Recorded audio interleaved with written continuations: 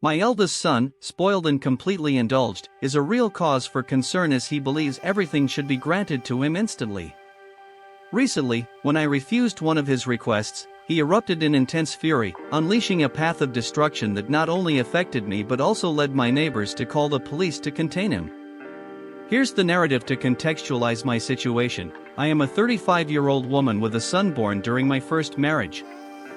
I was young at the time, and the relationship with my ex-husband was tumultuous due to constant interference from his mother, who tried to control and claim my son as her own. After separating from my first husband in my early 20s, my ex-mother-in-law took my son to another state, seeking custody. Years later, I remarried and had a son with my current spouse. We managed to transfer the case to a local court, where the judge recognized the injustice and ordered joint custody and visitation. However, my ex-mother-in-law insisted on keeping my eldest son during the week, arguing about the continuity of his studies. Unfortunately, this decision had negative consequences as she excessively spoiled him, depriving him of learning fundamental values such as respect and responsibility. During a Halloween visit, my eldest son showed his darker side, causing disturbances and disturbing the peace of my family. Meanwhile, my husband's mother, who was undergoing chemotherapy, dedicated herself to helping my younger son, providing a pleasant atmosphere in contrast to the tumultuous presence of the eldest. My younger son, polite, funny, and respectful, learned that achievements require effort. On a recent occasion, while trying to wake up my eldest son, a trivial situation triggered his fury. His phone being dead and an incompatible charger resulted in an outburst when I denied his demand for an immediate stop to buy an expensive new charger. I tried to advise him on planning and responsibility, but his aggressive attitude persists, creating a tense atmosphere in our coexistence. He defamed my name to his grandmother. I left for work, as my husband and mother-in-law were taking my younger son to the Halloween tree trail. I asked my eldest son if he wanted to go, and he responded disrespectfully to my mother-in-law. My husband reprimanded his behavior, but I couldn't imagine how problematic it would become. As it turns out, my mother-in-law and my younger son went to the tree trail, and my eldest son called, demanding Carl's Jr. muffins. My mother-in-law explained that there was food at home but it would take some time for her to bring something. My eldest son insisted on receiving it immediately, cursed my mother-in-law, and hung up the phone. Upon receiving the tearful call from my mother-in-law, I asked her not to give in to inappropriate behavior and explained that we already had plans to eat later. When my mother-in-law tried to enter the house, the keys didn't work. My eldest son appeared, expressed anger, refused entry, and locked her outside. He told her to wait until he decided to open the door. I called him, warning about the house rules and the consequences of his actions. Upon arriving home, I opened the door, but he blocked my way, pushed me out, and threatened to lock all of us outside. I decided to call the police, and he initially didn't take it seriously. When I reported to the dispatcher that my eldest son prevented me from entering my own home and had put his hands on me, he became furious. The situation escalated, with him uttering profanities, threatening me, and attempting to take my phone. I had to literally fight to prevent him from breaking my phone. He also went after my younger son, expressing hatred and claiming that he ruined his life since birth. Absurdly, he asserted that he is the only true son because he was born from my first marriage. My mother-in-law then locked my younger son in the car, and the eldest son advanced, punching and breaking the windows and windshield of her vehicle. When my husband arrived, he blamed my mother-in-law, saying it was all her fault and that she just needed to do what he ordered. My husband tried to restrain him, but the eldest son threatened to call the police to arrest my husband. The police arrived and, faced with the situation, arrested my son, placing him in the back of the police car.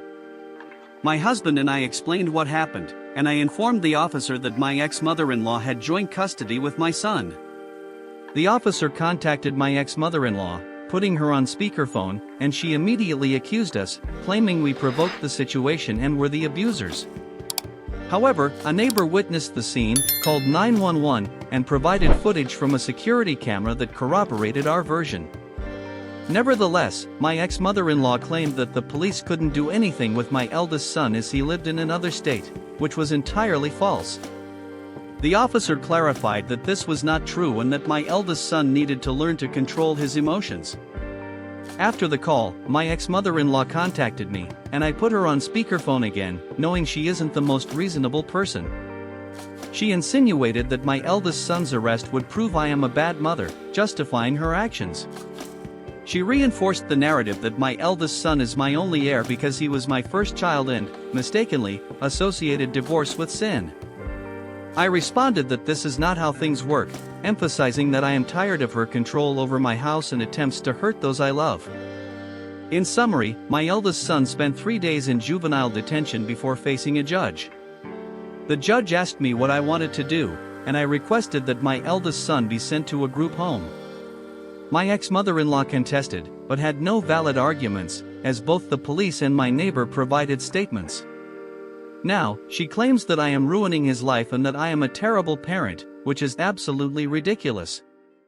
The eldest son in this story is undoubtedly a nightmare. It is disturbing what this ex-mother-in-law did to him, and it is surprising that she had any right to claim custody in the first place.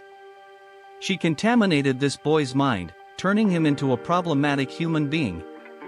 I thank the original author for acting correctly and protecting himself and his family. If I were in his position, I would have done the same. I am a 27-year-old man and the father of 2 girls. Let's call them Annie and Amy. These are not their real names. I was shopping at the mall with my lovely girls when a woman, who looked like a demon spawn according to the description, started questioning me about the location of the dollhouse I had at the moment. I politely answered, informing her that it was in the aisle labeled as toys. She thanked me and went on her way. My kids are always in front of me, so I never let them out of my sight. I raised them well to behave in public places. We are Asians who migrated from the Philippines to here, although we look very Japanese because my parents are Japanese who lived in the Philippines before we moved to San Francisco, where we currently live. This will become important later. As I was about to pay for my purchases, this woman started approaching me with security claiming that I was responsible for stealing the dollhouse from her shopping. I was nervous and confused because initially, she asked me about the dollhouse, and now she was accusing me of theft, which didn't make sense. The security escorted me to the parking lot with my daughters following behind, visibly worried. I asked if I could argue with security, but apparently, this Karen had already called the police. The police arrived, interviewed both sides, and I explained that I did not steal her dollhouse. I pointed to the toy section, where there were even security camera footage to prove my innocence.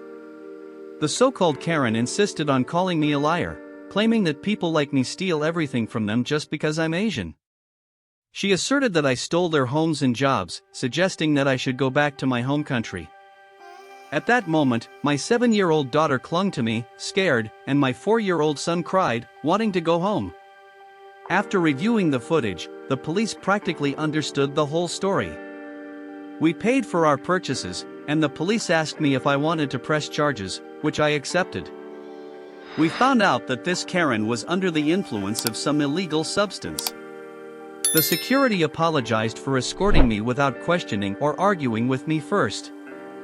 A few hours later, I decided to return to the store to buy the latest God of War game to gift to my nephew in December.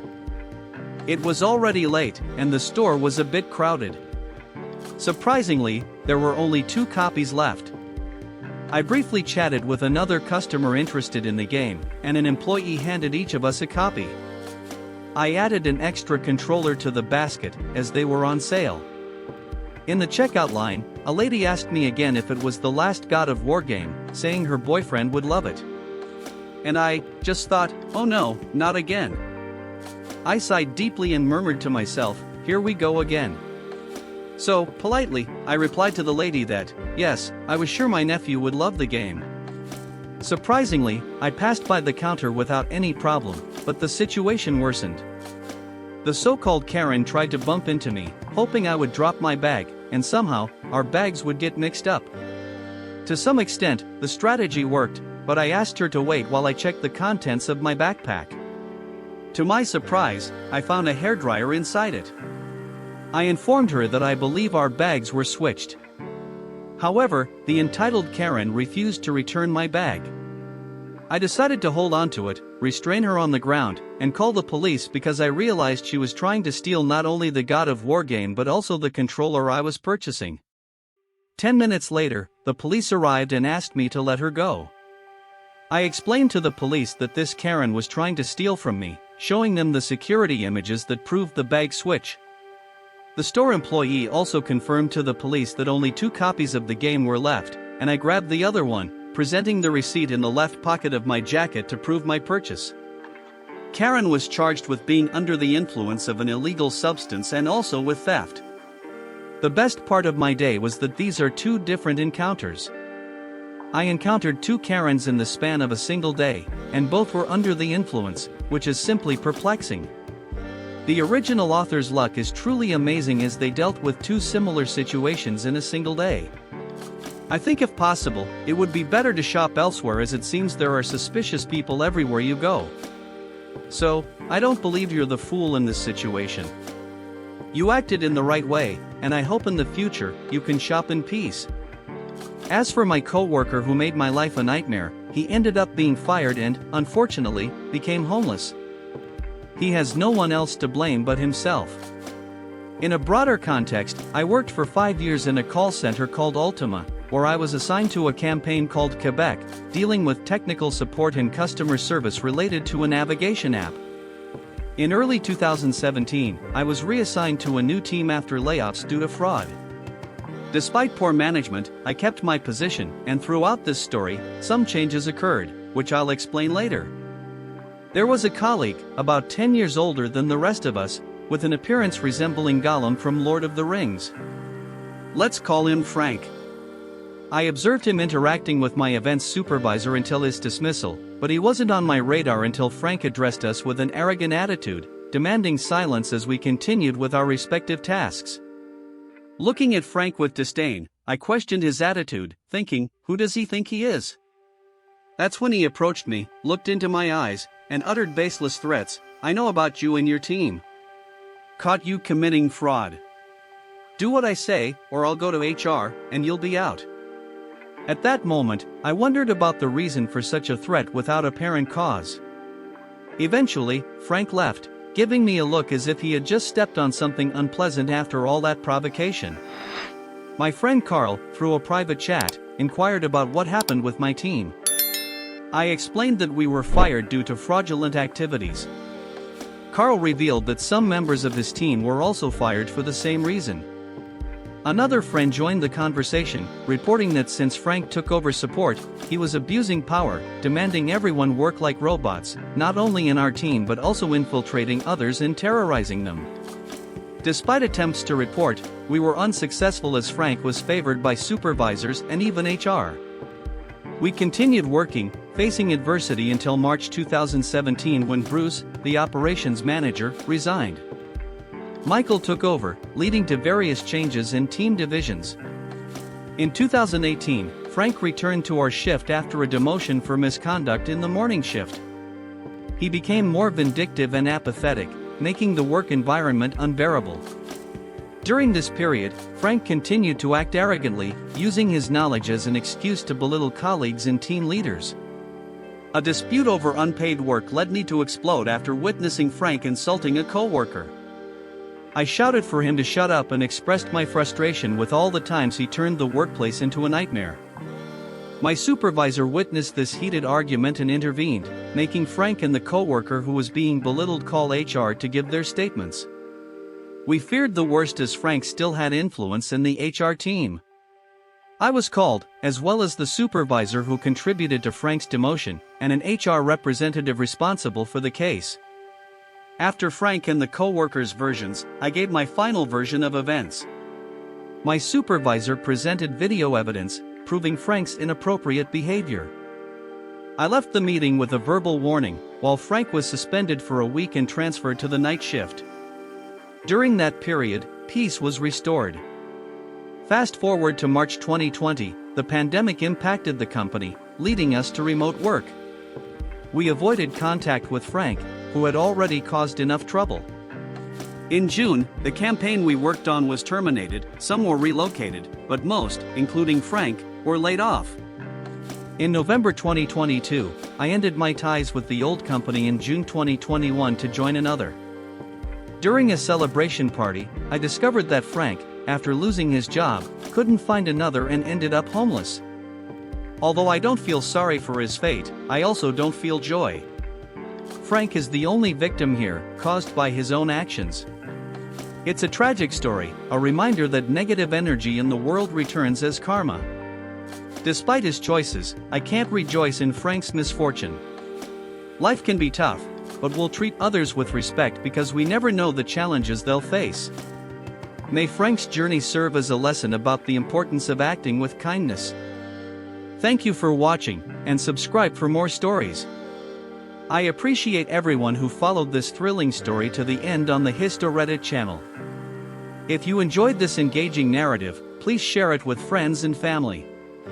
Don't forget to subscribe, leave your like, and activate the notification bell so you won't miss the upcoming stories.